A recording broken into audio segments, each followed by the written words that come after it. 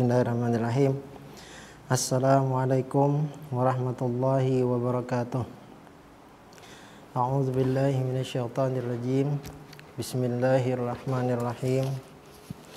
Alhamdulillahirabbil alamin wassalatu wassalamu ala asyrafil anbiya'i wal mursalin sayyidina wa maulana Muhammadin wa ala alihi wa sahbihi ajma'in, amma ba'd. Qala Allah Ta'ala fi kitabil karim, yarfa'illahu alladhina amanu minkum walladhina utul ilma darajat. Wa qala sallallahu alaihi wasallam, innamal a'malu binniyat wa innamal likulli imri'in ma nawa. Al-hadis. Alhamdulillah, segala puji dan syukur kita kehadirat Allah Subhanahu wa taala yang telah memberikan kita nikmat kembali kita hari ini pada pertemuan yang kesekian kalinya kita membahas tentang pembelajaran materi ilmu hadis.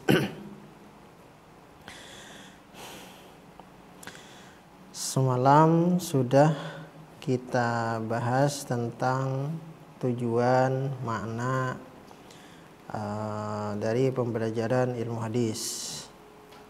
Kemudian diteruskan dengan bahwasanya Allah Ta'ala telah menjamin Al-Quran serta hadis terpelihara kemurniannya dari perubahan dan upaya-upaya perusakan yang dilakukan oleh pihak-pihak yang tidak bertanggung jawab. Yang tujuan mereka itu adalah supaya menghancurkan Islam. Tapi Allah Ta'ala telah mengatasi perilaku orang-orang yang tidak bertanggung jawab tadi dengan menjamin bahwasanya Al-Quran terpelihara. Kemudian di antara kesempurnaan, di antara upaya atau di antara salah satu yang mendukung terpeliharanya Al-Quran yaitu terpeliharanya juga hadis.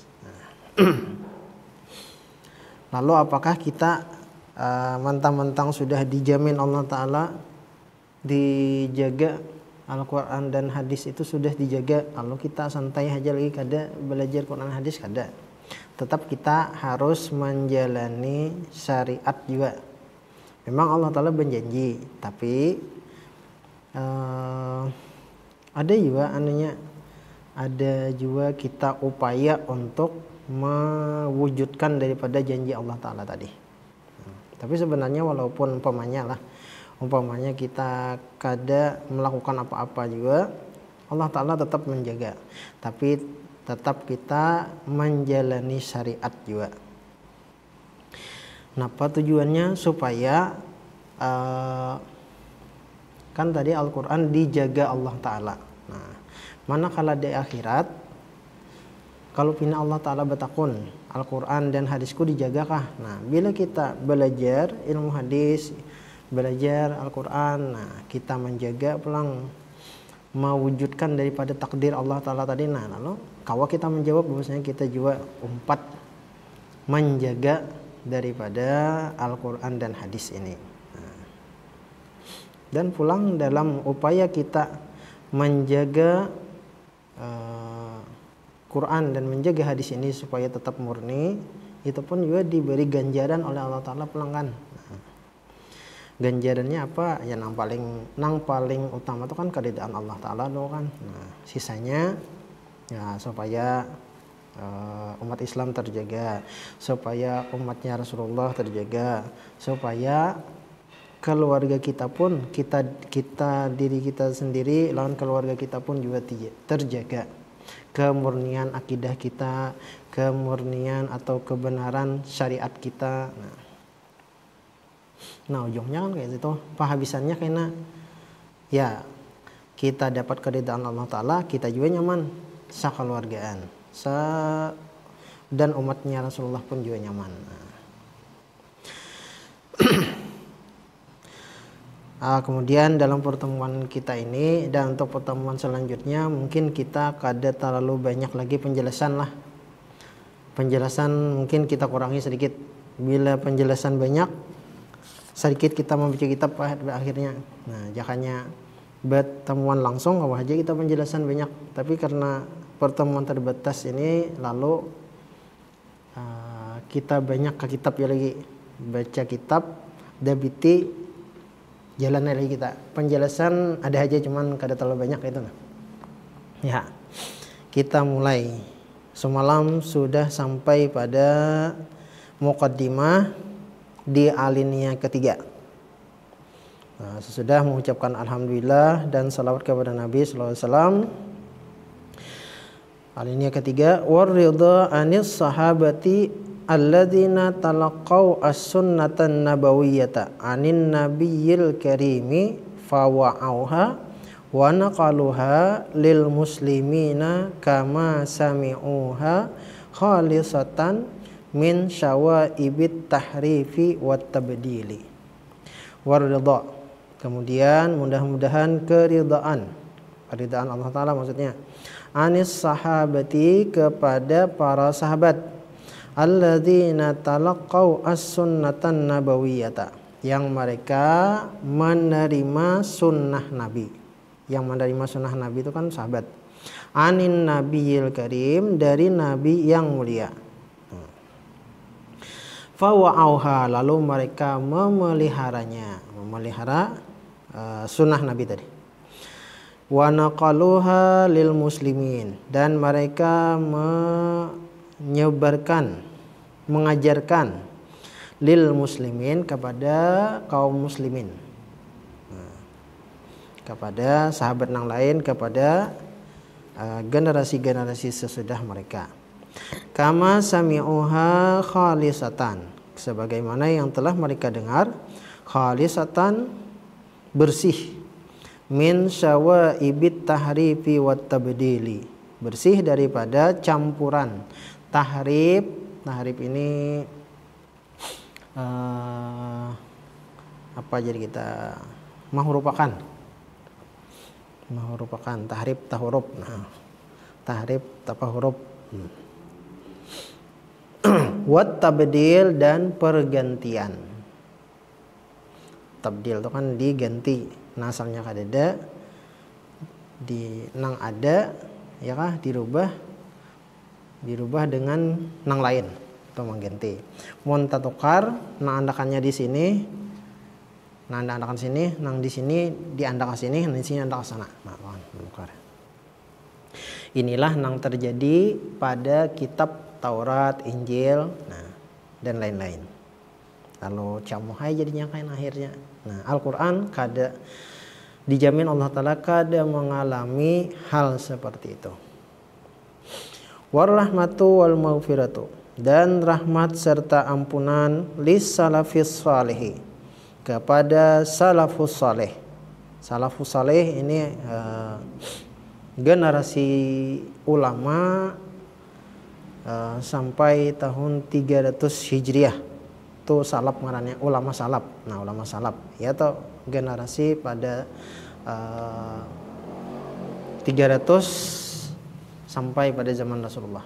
Nah, itu ulama salaf. Nah, ulama-ulama yang hidup pada masa itu disebut ulama salaf. As-salih, yang saleh. Alladzina tanaqalus sunnatal mutahharata, yang mereka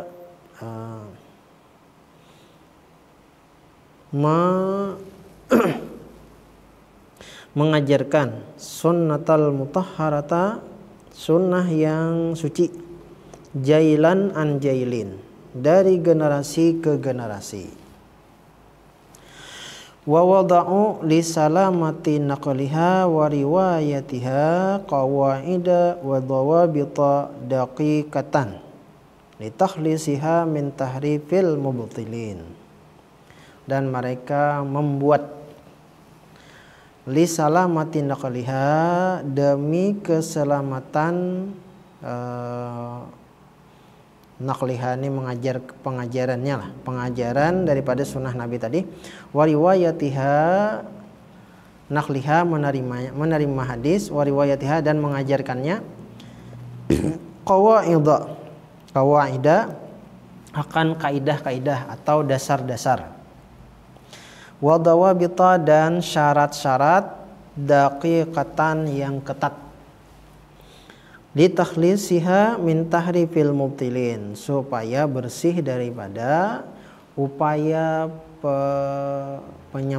pencampuran al-mubtilin yang dilakukan oleh orang-orang yang pelaku kebatilan. Jadi ulama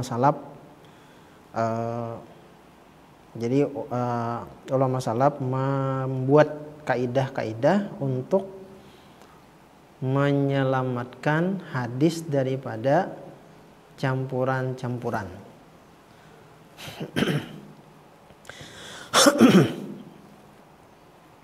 Ya, upaya orang-orang kafir, upaya orang-orang munafik kayak itu kan, yang berusaha maulah hadis, maulah hukum macam-macam supaya syariat sesuai hawa nafsu mereka.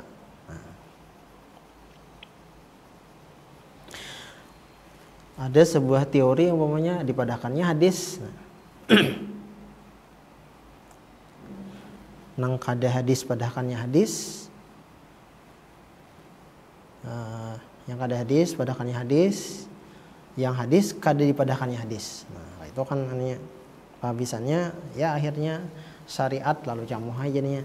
Nah, ulama salaf terpanggil untuk mengantisipasi pelaku-pelaku perusak nang ini. Nah, lalu mereka membuat kaidah-kaidah dan syarat-syarat supaya hadis bisa diteliti, ditelusuri bujur hadis kah atau kada. Nah, sehingga syariat menjadi murni lah. Nah, akidah bang bujur kan, syariat bujur. Nah,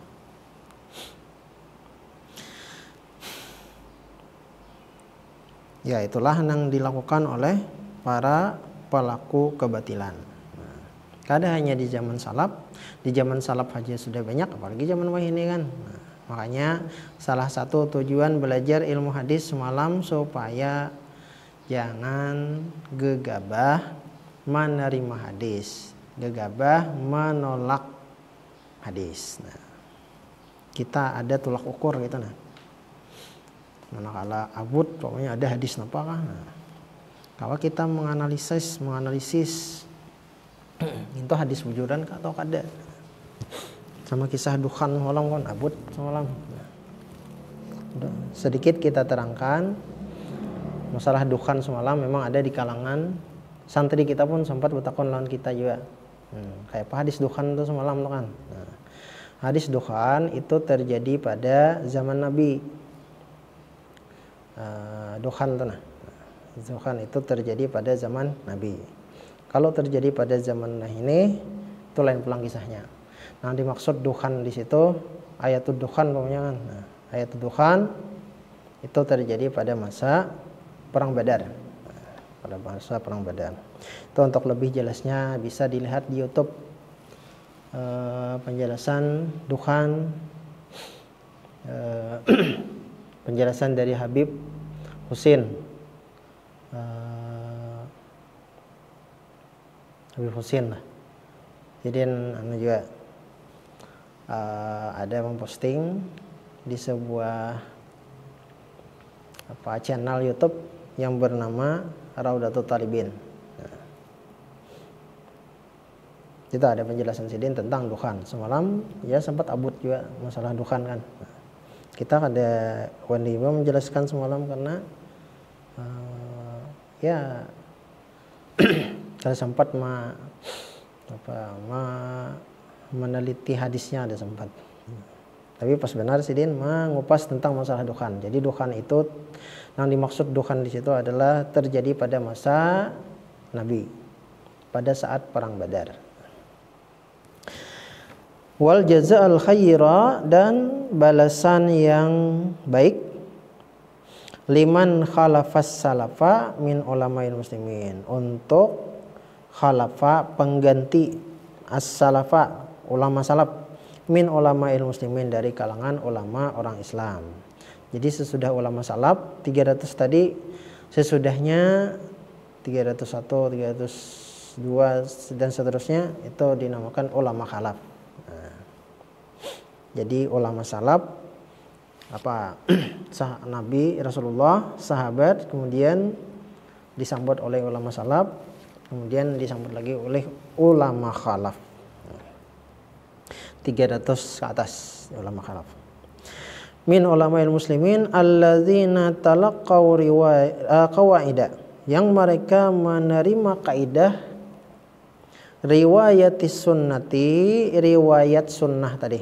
Kan ulama salaf tadi membuat kaidah dan syarat-syarat supaya nang bujur-bujur hadis bisa diketahui dasar bujur hadis, dan tentang kada bujur hadis itu bisa ditolak, bisa disingkirkan. Dengan kaidah tadi lalu bisa terbaca mana hadis mana kada. Nah, kaidah tadi disambut oleh ulama khalaf. Wa dawabitaha anis salafi, dan syarat-syaratnya daripada ulama salaf. Jadi diteruskan oleh ulama-ulama di zaman khalaf.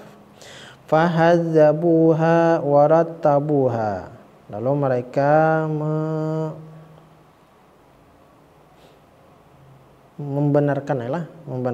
menyetujuinya. Warattabuha, dan mereka susun.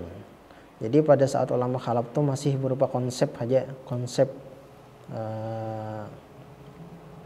belum dianuakan lagi, belum dibukuakan. Nah, kalau kita ini kan sudah buku nang ini nyaman sedikit tano. Tapi kalau bahari aja masih di otak lagi kita. Sama kayak ngaran Ahlus Sunnah wal Jamaah kan, Aswaja. Nah, memang di zaman Nabi kadada ngarannya Ahlus Sunnah wal Jamaah kadada, tapi konsepnya sudah ada.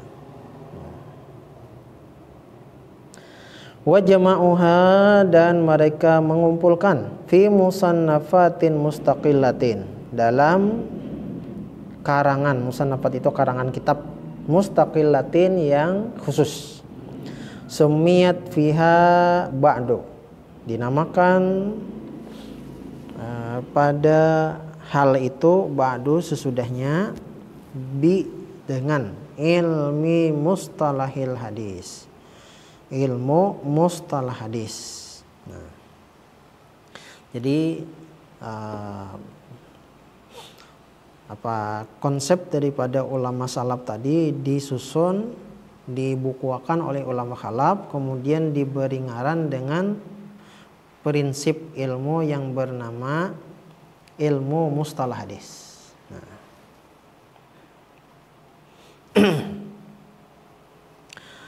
Amma ba'du, adapun sesudah itu fa indama kulliftu. Jadi ilmu hadis itu kan ada footnote-nya situ nah. Ilmu mustalahil hadis yutlaqu ala hadzal ilmi aidan ilmul hadis dirayah. Jadi ilmu ini yang kita pelajari ini ilmul hadis dirayah. Ilmu hadis dirayah ya juga. Ilmu hadis dirayah sebutnya ilmu hadis riwayah. Ilmu hadis dirayah nang kita pelajarin ilmu hadis dirayah. Kalau ilmu hadis riwayah itu nang kaya jadi salihin tuh ilmu hadis riwayah. Apalagi Sahih Bukhari, Sahih Muslim, Sahih Abu Daud, Sunan Abu Daud. Nah, itu kan ilmu hadis riwayah. Nah, itu. Sama nang kaya ya bahasa aninya tuh kita pelajari ini ilmu hadis dirayah kan, ilmu hadis yang kita pelajari. Ilmu hadis riwayahnya ia pak hadis. Riyadhus Shalihin.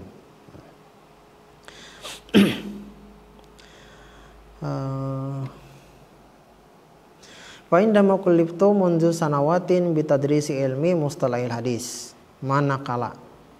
Adapun sesudah itu manakala kulliftu diberi beban atau diberi tanggung jawab mundu sanawatin sejak beberapa tahun bitadrisi untuk mengajar.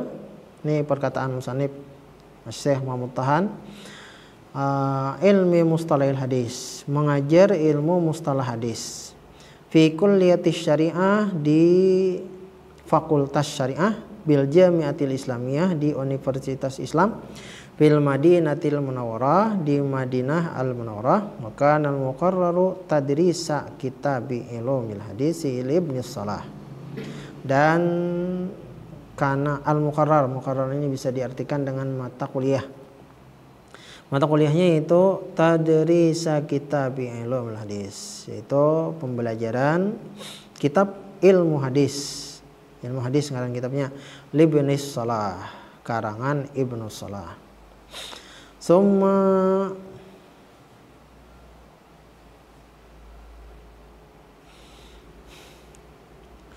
qarrara badalahu mukhtasarahu kitabit taqrib lin Nawawi. Kemudian mata kuliah gantiannya yaitu ringkasannya kitab At-Taqrib lin Nawawi, kitab yang ngarannya At-Taqrib karangan Imam Nawawi. Nah, mata kuliahnya tadi kan lalu diganti kitabnya dengan yang lebih ringkas. Rupanya kitabnya ini terlalu kandel lah itu kan. Lalu supaya lebih ringkas ada kitab ringkasannya yaitu ngarannya Taqrib lin Nawawi, karangan Imam Nawawi.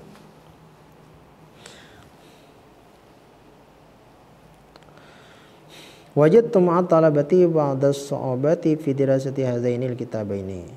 Aku temukan bersama mahasiswa ba'da as-su'abat, sebagian kesulitan fi dirasati hadzainil kitabain, dalam pembelajaran dua kitab ini, ala jalalatihima, karena besarnya keduanya, wa zarati fawaidihima, dan luas faedah keduanya, dirasatan nizamiyatan, pembelajaran yang tersusun. Min hadhihi su'abati, di antara kesulitan-kesulitan tersebut, at-tatwil fi ba'dil abhas, terlalu panjang di dalam pembahasan. La siyama fi kitab Ibnu Salah, lebih-lebih lagi dalam kitab Ibnu Salah. Kenal banget kitabnya tadi. Wa min hal ikhtisar fi ba'dil akhari la siyama fi kitab Nawawi, dan di antaranya pulang ikhtisar fi ba'dil akhar, terlalu ringkas fi ba'dil akhar, pada sebagian yang lain. Kitab Ibnu Salah terlalu panjang, kitab Taqrib Imam Nawawi tadi terlalu ringkas. La siyama kitab Nawawi, lebih-lebih lagi dalam kitab Imam Nawawi tadi. Ya. Kemudian wa minha su'abatul ibarah, wallahu alam bisawab. Ya, sampai situ kan dulu, wallahu alam bisawab. Mudah-mudahan apa yang kita pelajari ini mendapatkan keberkahan dari Allah Subhanahu wa taala, dan Allah taala tutup usia kita dengan husnul khatimah, serta kita diberikan Allah taala untuk mengayomi masyarakat, mengayomi keluarga kita supaya tetap di jalan akidah dan syariat yang diridai Allah Subhanahu wa taala. Ala dini yang kunatin salihah wa ila hadatin nabi al-fatihah. Alhamdulillah. Iyyaka na'budu wa iyyaka nasta'in, shiratal mustaqim, shiratal ladzina an'amta 'alaihim. Amin. Ya Allah biha, ya Allah biha, ya Allah biha husnul khatimah, ya Allah biha, ya Allah biha, ya Allah biha husnul khatimah, ya Allah biha, ya Allah biha, ya Allah biha husnul khatimah. Wa sallallahu alaihi wa sallam. Alhamdulillahil alamin. Wassalamualaikum warahmatullahi wabarakatuh.